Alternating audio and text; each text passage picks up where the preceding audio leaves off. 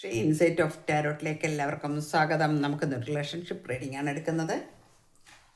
Reading നോക്കുന്നത് നിങ്ങളുടെ life, പിന്നെ ഇടയിൽ വന്നിരിക്കുന്ന സ്പാർക്ക് എന്തൊക്കെയാണ്, അല്ലെങ്കിൽ എന്തെല്ലാം വിഷയങ്ങൾ, ഔട്ട്കം ഇനി എന്തായിരിക്കും, ഇതൊക്കെയാണ് നമ്മൾ നോക്കുന്നത്. നമ്മൾ ഇന്നലെ നോക്കിയതിൻ്റെ ഇന്ന് കിട്ടിയ കാർഡ്സ് ഉണ്ട് നമുക്ക്. അതിൻ്റെ ആ എനർജി തന്നെയായിരിക്കില്ല കേട്ടോ ഇപ്പോൾ ഇന്ന് വരുന്നത്. ഇന്ന് വേറെ എനർജി കാര്യങ്ങളായിരിക്കും, വേറെ പുതിയ ആൾക്കാരുടെ എനർജി ആയിരിക്കും വരുന്നത്. അത് മനസ്സിലാക്കണം. ഇത് ജനറൽ റീഡിംഗ് ആണ്. എല്ലാവർക്കും റെസനേറ്റ് ആവില്ല. റെസനേറ്റ് ആവുന്നവരെടുക്കുക. മെയിൽ ഓർ ഫീമെയിൽ എല്ലാവർക്കും കാണാം. അതുപോലെ തന്നെ ടൈംലെസ് ആണ്. ഓക്കെ, നമുക്ക് റീഡിങ്ങിലേക്ക് കിടക്കാം. ഓക്കെ, ഫസ്റ്റ് കാർഡ് വന്നിരിക്കുന്നത് എംപ്രസ്. എന്താണ് എംപ്രസ്? എംപ്രസ് പോലെയാണ് നിങ്ങൾ എന്നാണ്. അതായത് എംപ്രസ് പോലെ എന്ന് പറയുമ്പോൾ എന്താണ്? വളരെ കൈൻഡ് ഹാർട്ടഡ് ആയിട്ടുള്ള, വളരെ നാച്ചുറിങ് ആയിട്ടുള്ള, വളരെ നല്ല ഒരു വ്യക്തിത്വത്തിനുടമയായ, പ്രോസ്പെരിറ്റിയോടെ, അബണ്ടൻസോടെ ജീവിക്കുന്ന നല്ല ഒരു വ്യക്തി ആയിരുന്നു നിങ്ങൾ എന്ന് കാണിക്കുന്നുണ്ട്. അവിടെ നിങ്ങളുടെ വ്യക്തി എന്ന് പറയുന്നത് ഇതിപ്പോൾ സിംഗിളാകാം, ചിലപ്പോൾ പിന്നെ മാരീഡ് ലൈഫാകാം, ഇനി അതും അല്ലെങ്കിൽ നിങ്ങളുടെ എന്താണോ നിങ്ങളുടെ ബന്ധം അത് നിങ്ങളെടുത്തോളൂ കേട്ടോ. അപ്പോൾ ഇവിടെ ക്യൂൺ ഓഫ് ഫാൻസ് വന്നിട്ടുണ്ട്. Whole hearted and fearless love എന്ന് പറയുമ്പോൾ എന്താണ്? വളരെ ഹൃദയം തുറന്ന് നിങ്ങൾ സ്നേഹിച്ചിരുന്നു. അതുപോലെ തന്നെ ഒരു ഭയവും ഈ കാര്യത്തിൽ നിങ്ങൾക്കുണ്ടായിരുന്നില്ല. നമ്മളൊരു വ്യക്തിയെ പരിചയപ്പെടുമ്പോൾ, നമ്മൾ അവരെ സ്നേഹിക്കാൻ തുടങ്ങുമ്പോൾ നമുക്ക് ആദ്യമൊക്കെ ഒരു ഫിയർ വരും. ഇത് ശരിയാവുമോ, ഇത് ശരിയാവുമോ, ഇത് കറക്റ്റാണോ, ഇത് എങ്ങനെയാണ് അല്ലേ, ഇതൊക്കെ. ഇപ്പം നമ്മളൊരു മാരീഡ് ലൈഫാണെങ്കിൽ തന്നെ നമ്മളൊരു ഫസ്റ്റ് സ്റ്റെപ്പ് എന്നൊക്കെ പറഞ്ഞാൽ നമുക്ക് ആളെ അറിയില്ലല്ലോ. അപ്പോൾ അതിൻ്റെ ഒരു അറേഞ്ച്ഡ് മാരേജൊക്കെ ആണെങ്കിൽ പോലും നമുക്കറിയില്ല ആളെ.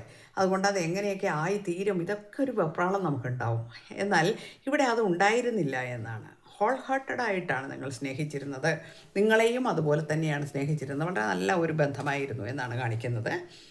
അട്രാക്റ്റീവ് ആൻഡ് ഡ്രീമി ലവ്, വളരെ അട്രാക്റ്റീവ് ആയിട്ടുള്ള ഒരു ബന്ധമായിരുന്നു.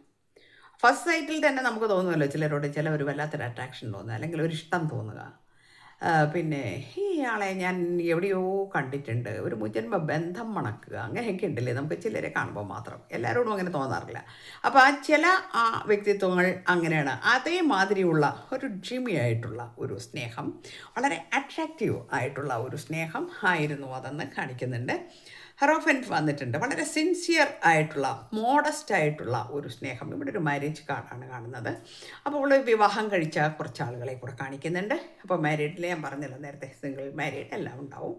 അപ്പോൾ ഈ വളരെ, അതായത് സമൂഹത്തിൽ മാന്യമായി നമ്മൾ പിന്നെ വിവാഹമൊക്കെ കഴിച്ച് അങ്ങനെ വന്നിരിക്കുന്ന കുറേ ആളുകളുടെ ഒരു എനർജി കൂടെ വന്നിട്ടുണ്ട്. അപ്പോൾ ഇങ്ങനെയുള്ള കുറച്ച് ആളുകളാണ്. അപ്പോൾ അത്രയും സ്നേഹമായിരുന്നു നിങ്ങൾ തമ്മിൽ വളരെയധികം സ്നേഹമായിരുന്നു. Ten of cups, domestic bliss and embracing love എന്ന് പറഞ്ഞാൽ എന്താണ്? നിങ്ങൾക്ക് ഇതിൽ കൂടുതലൊരു സ്നേഹം ഇനിയും ആരും തരാനില്ല എന്നുള്ളതാണ്. വാരിക്കോരി തന്നിട്ടുണ്ട് ആ സ്നേഹം എന്നാണ്. നിങ്ങളുടെ ഫാമിലിയുമായിട്ട് നിങ്ങൾ വളരെ എൻജോയ് ചെയ്ത് ജീവിച്ചിരുന്നു എന്നാണ്.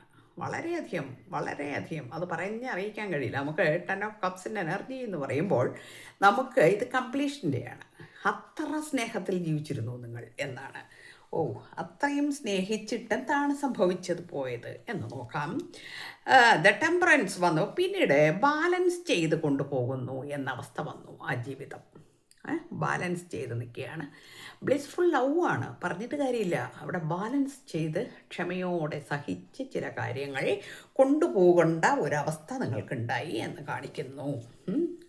ദ മൂൺ വന്നിട്ടുണ്ട്. ഇവിടെ പല കാര്യങ്ങളും ഹിഡൻ ആയിരിക്കുന്നു, ഒളിഞ്ഞു കിടക്കുന്നു. എന്തോ ഒരു പുകമറ സൃഷ്ടിച്ച് വെച്ചിരിക്കുന്നത് മാതിരി തോന്നി നിങ്ങൾക്ക്. അല്ലെങ്കിൽ നിങ്ങളുടെ വ്യക്തി ആ രീതിയിൽ പെരുമാറുന്നു എന്നുള്ള ആ ഒരു ചിന്ത നമ്മളിൽ വല്ലാതെ വേദനിപ്പിക്കുന്ന അവസ്ഥയിലേക്ക് വന്നു. നമ്മളവിടെ ഒരു പിന്നെ എന്താ പറയുക, ഉറക്കം തൂങ്ങുന്ന മാതിരിയായി. നമുക്കൊന്നിനും ഒരു കോൺസെൻട്രേഷൻ ഇല്ലാത്ത പോലെയായി. നമുക്കൊരു പിന്നെ ഒരു മടുപ്പ് ജീവിതത്തോട് തുടങ്ങി.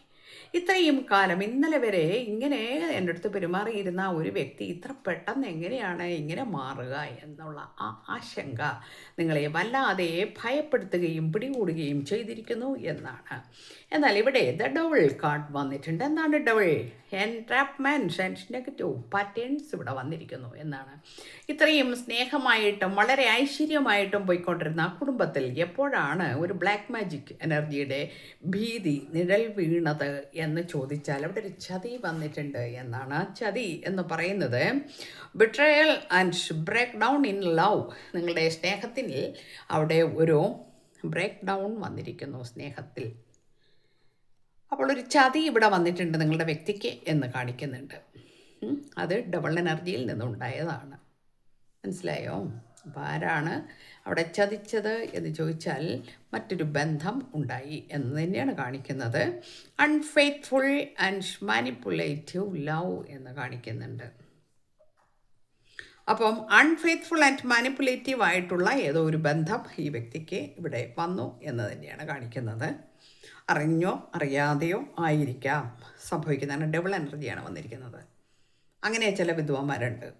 കാരണം ചില ആളുകൾക്ക് പിന്നെ ഇത്തരത്തിലുള്ള കുറച്ച് എന്താ പറയുക, സമൂഹത്തിൽ മാന്യന്മാരും മാന്യതകളും ഒക്കെ ആയിരിക്കുന്ന, അല്ലെങ്കിൽ മാന്യമായി ജീവിക്കുന്ന ചിലരുടെ ജീവിതത്തിലേക്ക് ഒരു കടന്ന കയറ്റം പോലെ നെഗറ്റീവ് എന്ന് പറഞ്ഞാൽ ഒരു നെഗറ്റീവ് പാറ്റേൺ ആണ് ഈ ഡബിൾ എനർജി എന്ന് പറയുന്നത്. അത്തരം കുറച്ച് വിഷജന്തുക്കളും നമ്മുടെ ഭൂമിയിലുണ്ട്.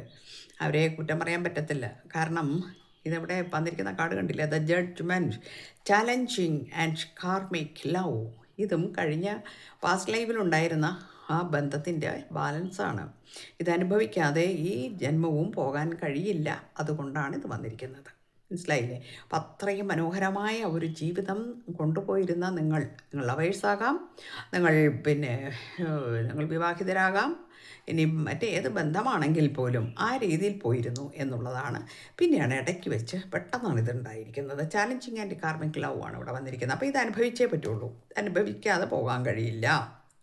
ഈ വ്യക്തിക്ക് അതിൻ്റെ നെഗറ്റീവ് പാറ്റേൺസ് നിങ്ങൾക്കും അത് ബാധകമാണ്. അതുകൊണ്ടാണല്ലോ നിങ്ങൾ ഇവിടെ ഇങ്ങനെ വളരെയധികം ദുഃഖിക്കേണ്ടി വന്നത്. നിങ്ങൾ വളരെയധികം വിഷമിക്കേണ്ടി വന്നു. എൻ്റെ ജീവിതത്തിൽ എനിക്ക് ഇതുപോലെ ഒരു ലൈഫ് തന്ന ഈശ്വരനോട് നന്ദി പറഞ്ഞുകൊണ്ട് ഞാൻ ഇതിൽ കൂടുതൽ എനിക്കിനി എന്താണ് കിട്ടാനുള്ളത്, സർവശക്തനായ തമ്പുരാനോട് സർവ്വ നന്ദിയും പറഞ്ഞ് സന്തോഷം പങ്കുവെച്ച് നിങ്ങൾ ജീവിക്കുന്ന സമയത്താണ് നിങ്ങൾക്ക് ഇത് വന്നിരിക്കുന്നത്. കാരണം ഇവിടെ ഈ വ്യക്തി ഈ കാർമിക് ലൈഫിലൂടെ പോകേണ്ടതുണ്ട്. ചാലഞ്ചിങ് ആൻഡ് കാർമിക് ലവ് ആണത്.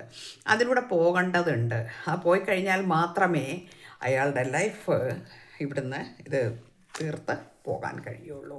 അതിൻ്റെ കുറച്ച് നെഗറ്റീവ് നിങ്ങളിലും വന്നിരിക്കും എന്നാണ്. എന്നാൽ ഇപ്പോൾ ഇതിൻ്റെ ഒരു എൻഡിങ് ആയി എന്ന് തോന്നുന്നുണ്ട്. അതുകൊണ്ടാണ് നമുക്ക് ക്യൂരിയസ് ആൻഡ് ഇൻസ്പയറിങ് ലവ് നിങ്ങളിലേക്ക് വളരെ ക്യൂരിയസ് ആയിട്ട് തിരിച്ചു വരുന്നു എന്നാണ്. വളരെ ക്യൂരിയസ് ആണിപ്പോൾ. കാരണം വളരെ ഇൻസ്പയർഡാണ്. കാരണം എനിക്ക് പറ്റിയ എൻ്റെ തെറ്റ്, എൻ്റെ സ്വർഗം പോലത്തെ എൻ്റെ ജീവിതം എനിക്ക് നഷ്ടപ്പെട്ടു എന്ന ആ കുറ്റബോധം കൊണ്ട് ഉറങ്ങാൻ പോലും കഴിയുന്നില്ല. അല്ലെങ്കിൽ അതിനെക്കുറിച്ചോർത്ത് വളരെയധികം നിരാശപ്പെടുന്നു, വേദനിക്കുന്നു എന്നൊക്കെയാണ്. ഇത് വളരെ ക്യൂരിയസ് ആയിട്ടാണ് ഇപ്പോൾ കാണുന്നത് ഈ ബന്ധത്തിനെ, നിങ്ങളുടെ ബന്ധത്തിനെ കാണുന്നത്. നിങ്ങൾക്ക് ഔട്ട്കം നോക്കട്ടെ. 9 ഓഫ് പെൻറ്റക്കിൾസ് വന്നിരിക്കുന്നു. Materialistic and striving love. എന്താണ് ഇവിടെ 9 ഓഫ് പെൻറ്റക്കിൾസ് എന്ന് പറഞ്ഞപ്പോൾ ഫ്രൂട്ട്സിൻ്റെ, അതായത് നമ്മളുടെ ബലം കൊയ്യുന്നതിൻ്റെ ഒരു ടൈമാണെന്നാണ്. അപ്പോൾ അങ്ങനെ നിങ്ങൾ പോയിക്കൊണ്ടിരുന്നു. ഇടയ്ക്ക് വെച്ച് കുറച്ച് കാർമേഘങ്ങളൊക്കെ നമ്മുടെ ജീവിതത്തിലേക്ക് ഉരുണ്ടുകൂടി വന്നിട്ടുണ്ടായിരുന്നു. അതൊക്കെ പക്ഷേ സ്ഥിരമല്ല.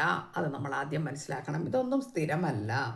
കാരണം നമ്മളുടെ ജീവിതത്തിൽ വരുന്ന എല്ലാ കാര്യങ്ങളും നമുക്ക് സ്ഥിരമായി നിൽക്കുന്ന ഒന്നല്ല. അങ്ങനെ ഒരു പാറ്റേൺ ഇല്ല നമുക്ക്.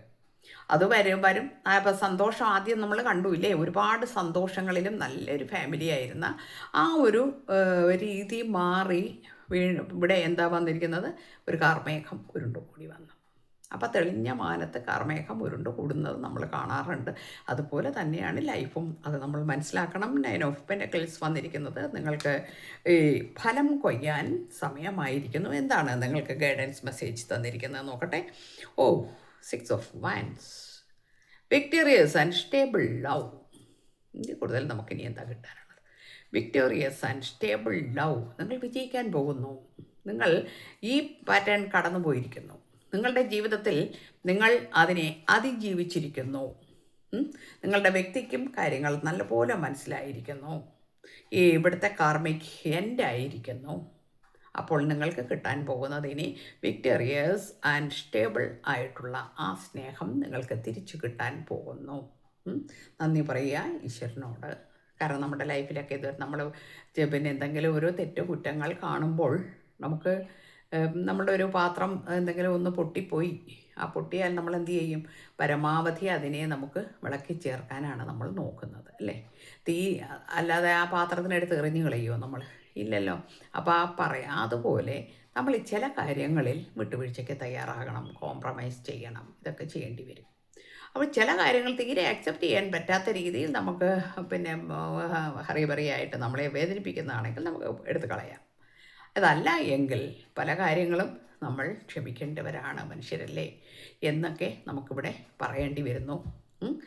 ബാക്കി തീരുമാനം നിങ്ങളുടേതാണ്, എൻ്റെ അല്ല. ഞാനിവിടെ പറയുന്നു, അത്രമാത്രമേ ഉള്ളൂ. ഓക്കെ, എല്ലാവർക്കും നല്ലത് വരട്ടെ. Thank you universe.